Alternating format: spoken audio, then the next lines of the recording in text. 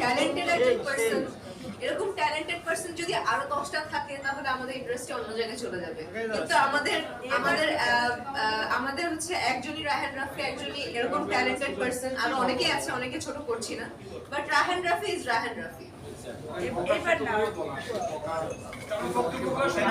যেহেতু তার first child, আমি মানে ফার্স্ট চাইল্ড বলতে তার প্রথম মুভিতে, আমি বলি এটা শেষ করি না হলে অনেক কষ্ট পাবে। প্রথম মুভিতে প্রথম নায়িকা হিসেবে আমি ছিলাম, সো বকা দেওয়ার সেই রাইটটা তার আছে। আমি অন্যদের ব্যাপার জানি না, আমাকে বকা দিলে আমি খুশি হব যাতে কাজটা ভালো হয়। অনেক ধন্যবাদ পূজা চেরি। আমাদের মাঝে এসেছেন আরেকজন অভিনেতা, এই black model Suman Anwar. Enjoy করি আমি আসলে।